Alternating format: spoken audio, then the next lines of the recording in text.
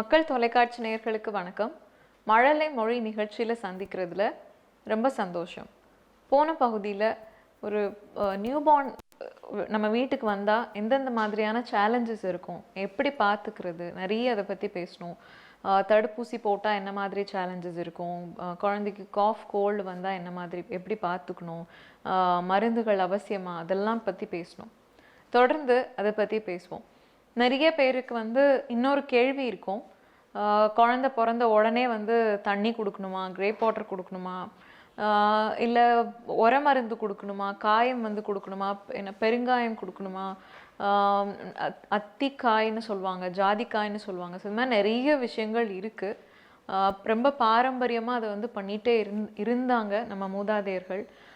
சில விஷயங்கள், அதாவது கழிஞ்ச 30 ஆண்டுகளில் நிறைய விஷயங்கள் மாறி இருக்கு. உங்களோட அம்மாவுக்கு பண்ண ப்ராக்டிஸ் எல்லாமே உங்களுக்கு இருந்திருக்காது, எல்லாமே மாறி இருக்கும். ஸோ இது பார்த்திங்கன்னா நிறைய கல்ச்சுரல் சேஞ்சஸ் வந்திருக்கு அப்படின்னு சொல்லுவோம். அயல் நாடுகளோட இருந்த தாக்கம் நிறைய வந்ததுனால நிறைய விஷயங்கள் நமக்கே ஒரு கன்ஃபியூஷன் ஏற்படுறத பார்க்க முடியுது. ஸோ இதில் பிறந்த குழந்தைக்கு தாய்ப்பால் தவிர எதுவுமே கொடுக்க வேண்டாம் அப்படின்னு WHO, யுனிசெஃப் எல்லாமே எவ்வளோ அட்வைஸ் பண்ணாலும் அவங்கெல்லாம் அப்படி தான் சொல்லிகிட்டே இருப்பாங்க. நாங்கள் இதை வழி வழியாக பண்ணிகிட்டே இருக்கோம் அப்படின்னு நினச்சி இன்னும் பண்ணிகிட்டு இருக்கிறவங்க நிறைய பேர் பார்க்க முடியுது. பிறந்த குழந்தைக்கு உர மருந்து, ஜாதிக்காவாக இருக்கட்டும், இல்லை வேறு ஏதாவது விஷயங்களை கொடுக்கும்போது நிறைய இன்டர்னலாக அவங்களுக்கு நிறைய ப்ராப்ளம்ஸ் ஏற்படும். இல்லை, என் குழந்தை நல்லா தாங்க இருக்காங்க, எந்த பிரச்சனையும் ஏற்பட்டுறதில்லை அப்படின்னு சொல்லிட்டு நிறைய பேர் நினைக்கலாம். ஆனால் இம்மீடியட்டாக எந்த சேஞ்சஸும் தெரியாது.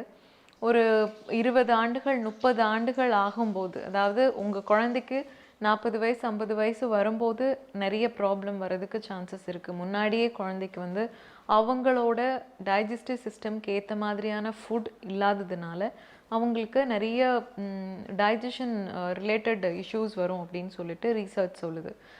உணவு செரிமான மண்டலத்தில் நிறைய ப்ராப்ளம் வரும் அப்படின்னு சொல்லிட்டு ஆராய்ச்சிகள் சொல்லுது. ஓகே, அதில் டயபெட்டிஸ் ஒரு 40-50 வருடங்களாக பார்த்திங்கன்னா முன்னாடி இருந்தது வரைக்கும் இப்போது ஜாஸ்தியாக சர்க்கரை நோயோட அளவு ரொம்ப அதிகமாக இருக்கிறத பார்க்க முடியுது.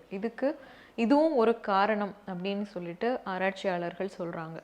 குழந்தைக்கு இப்போ என்ன தான் கொடுக்குறது, தாய்ப்பால் மட்டும் கொடுத்தா போதுமா, தண்ணிலாம் கொடுக்காம இருந்தால் எப்படி இருக்கும் அப்படின்னு சொல்லிட்டு நமக்கு நிறைய கேள்விகள் இருக்கும். தாய்ப்பால் ஒரே மாதிரியே இருக்கிறது இல்லை. குழந்தை பிறந்தப்போ குழந்தைக்கு தேவையான ஊட்டச்சத்துக்கள் எவ்வளோ வேணுமோ அவ்வளோ அதிகமாக அந்த தாய்ப்பாலில் இருக்கிற ஊட்டச்சத்துக்கள் மாறிட்டே இருக்கும்.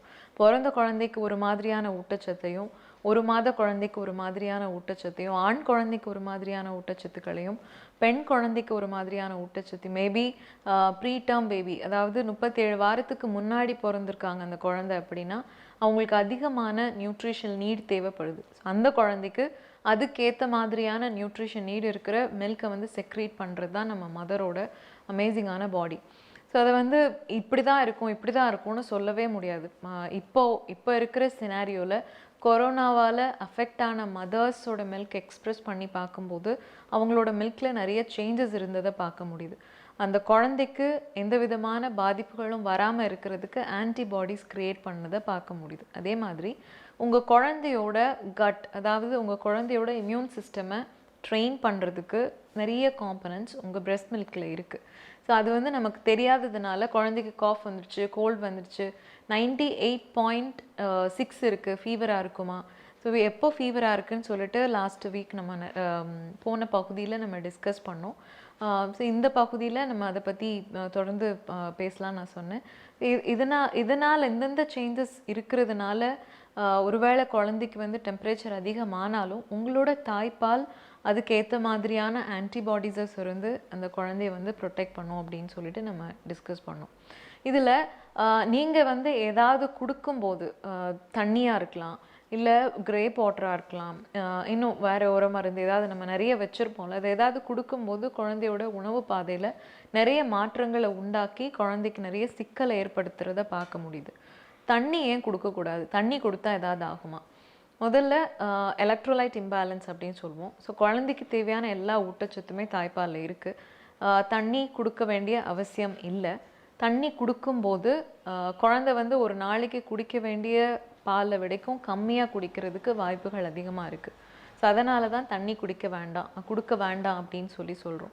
தண்ணி கொடுக்கும்போது ரொம்ப ஊட்டச்சத்து அதிகமாக இருக்கிற தாய்ப்பால் குழந்தைக்கு போகாமல் இருக்கிறதுனால குழந்தையோட வளர்கிற குழந்தைங்களுக்கு தேவையான ஊட்டச்சத்துக்கள் கிடைக்காம போகுது. அதனால தான் தண்ணி கொடுக்க வேண்டாம் அப்படின்னு சொல்லுவோம்.